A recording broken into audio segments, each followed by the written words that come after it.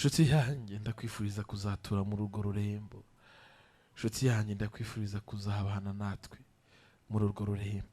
Kandi data yaturemeye ubugingo. Benshi baraho barahangayitse, bana imitima ntituje, baribaza niba bazabona ubugingo buhoraho. Ariko mva nkubwire inshuti yanjye, ubugingo buhoraho ni ubwawe. Ubugingo buhoraho ni ubwawe. Data yarabukugeneye. Icyo usabwa ni kimwe, igisabwa ni kimwe, ukagikora, ubundi umutima wawe ukabaho usabanye n'Imana. Nshuti yanjye, ndabizi neza ko umutima wawe ukeneye gutuza. Ndabizi neza ko umutima wawe ukeneye kwishima. Ndabizi ko ukeneye guseka, umunwa wawe ukamwenyura. Ndabizi ko ukeneye kugaragaza akanyamuneza mu maso. Ariko sibi urabiterwa n'iki? Urabihabwa n'iki? Urabihabwa nande? Ninde ubiguha?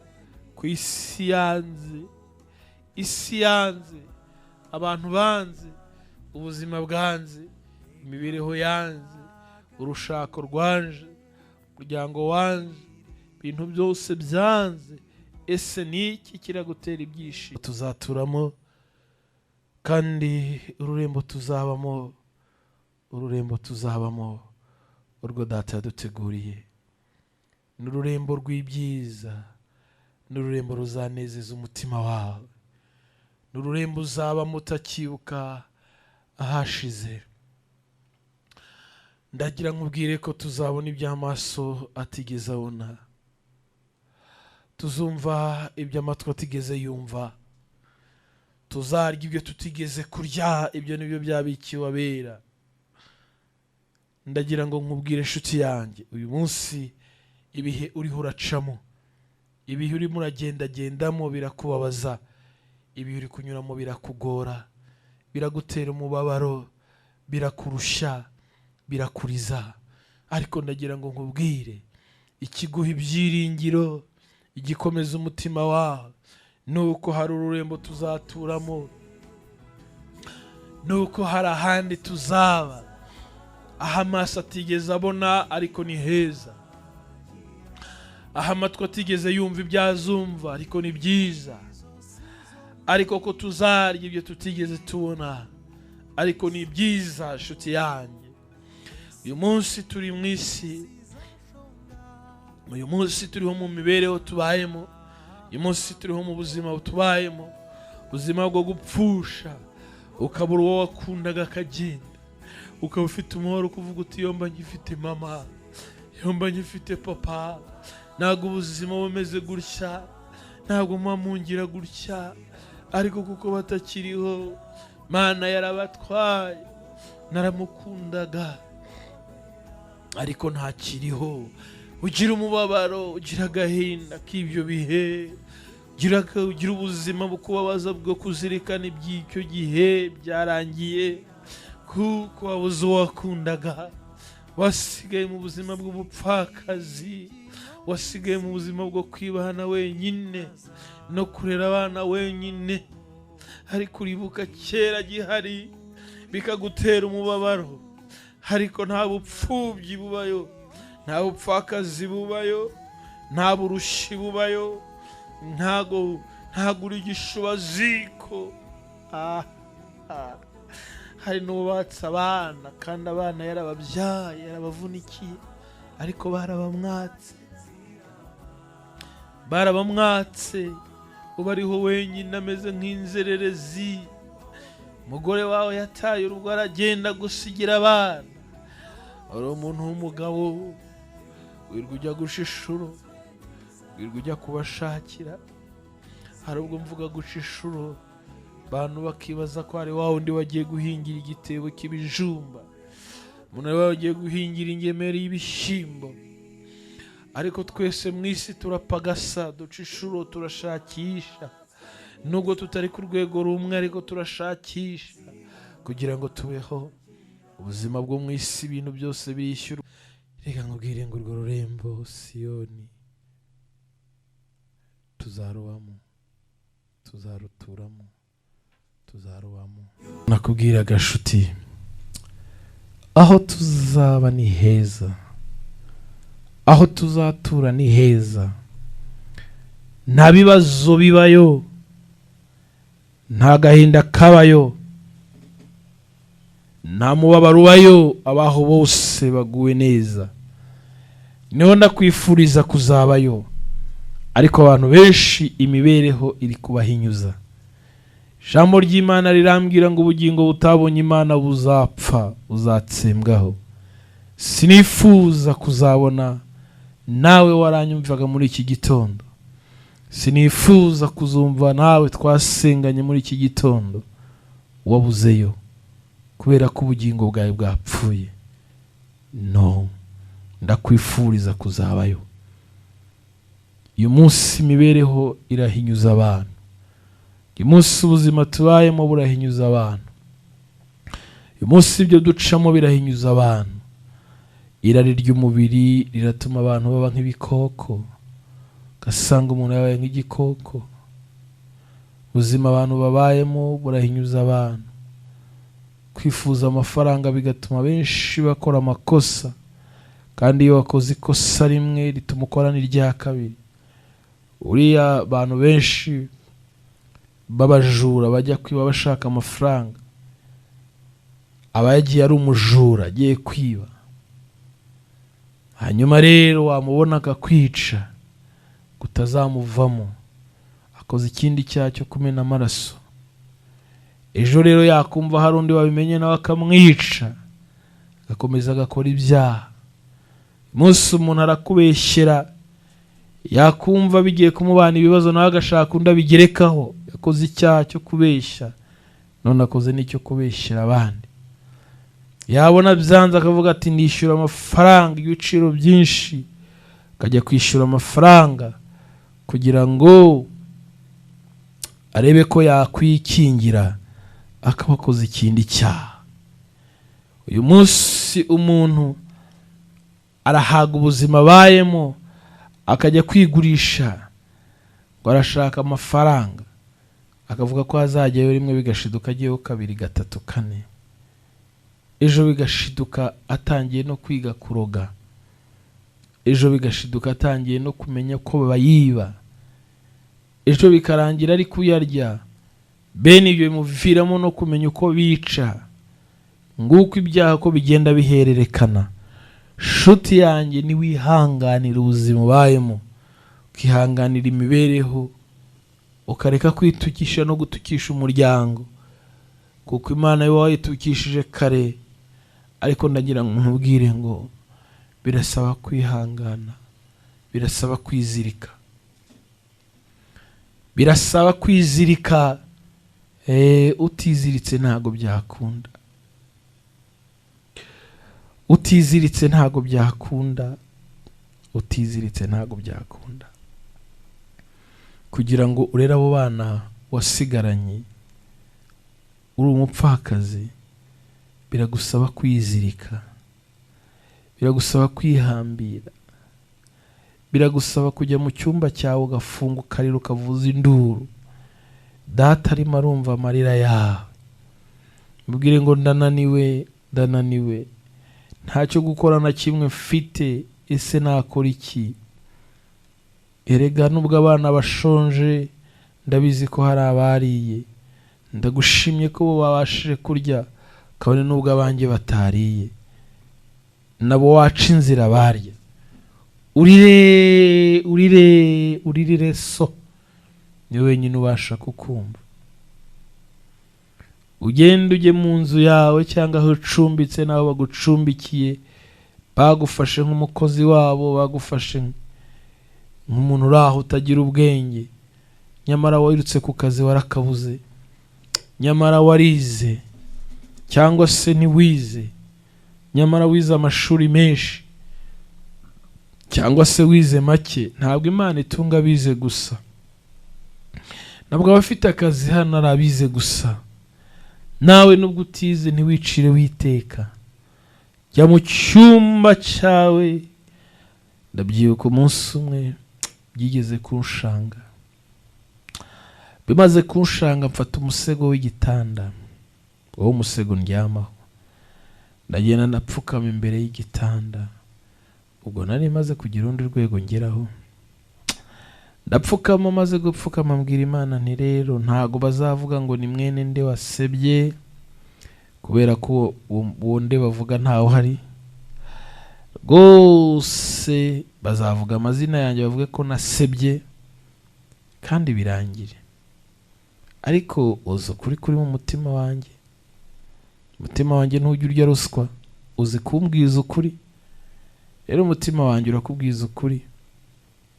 Nta muntu n'umwe mu isi yababaho ndibuze kubwira ngo mfite iki kibazo cy'inyemurire, ntawe ubaho. Wenda we wasanga ufite anko cyangwa onkle wawe arakumva, cyangwa ufite umugabo ukumva, ufite umugore ukumva, se ufite ababyeyi bakumva, ufite bashiki bawe bakumva,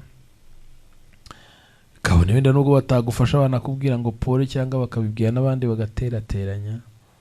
Hari umuntu ugira ikibazo ukabona mu muryango baterateranyije. Ibyo turabishimira Imana kuko wagize amahirwe yo kugira uwo muryango uterateranya.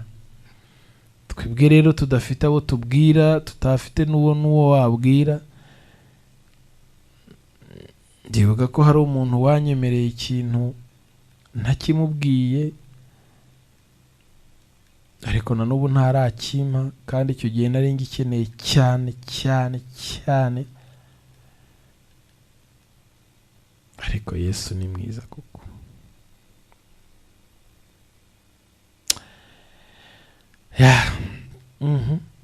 ngiye kubona mbona nk'akantu kameze nk'umurabyo kanciye imbere. Narapfukamye. Hari igihe ugera mu kibazo reka gusenga bikakunanira. Niba ugeze mu kibazo ukaba ukibasha gusenga ukavuga, rero fatiraho, kuko hari aho ugera neza neza umunwa ukaba ngo ba nibutse neza y'Imana. Icyo gihe ndapfukama ngira ngo nta muntu n'umwe ugiye guseba, ahubwo ngiye nshobora kuzaba nsebya abandi. Ngiye kumva numva gusenga biranze, numva ijwi kuzamuka biranze, mbona akantu kameze nk'umurabyo kanshiye mu maso. Ndahaguruka, ndaryama, ndasinzira, ndatuza, ndaruhuka. Ariko nabonye Imana ku ruhande rwanjye. Umunsi umwe twari ahantu mu ishyamba ry'inzitane, ishyamba ribi. Mbwira Imana ngo ndacyari muto, mpfuye nkiri muto. Nyine hari ahantu ugera bakavuga bati gira vuba tukwice birangire. Nanjye ndareba. Buriya rero iyo umuntu akubwiye ngo iyo ugeze ahantu nyine ugiye gupfa, ndabwira abo byabayeho, uba warangiye kare, sinkubeshya. Ndararama ndeba mu bicu. Hari mu mvura mbi cyane, imvura mbi.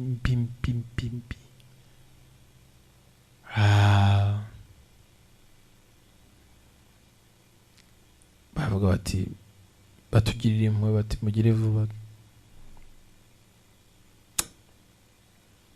Sinzi, buriya hari igihe mugira ngo rero ababyeyi, Imana irakuzura, wari wapfuye ukajya winosha ngo wumve ko wamaze gupfa, kumva uri muzima. N'abantu bagera mu bibazo,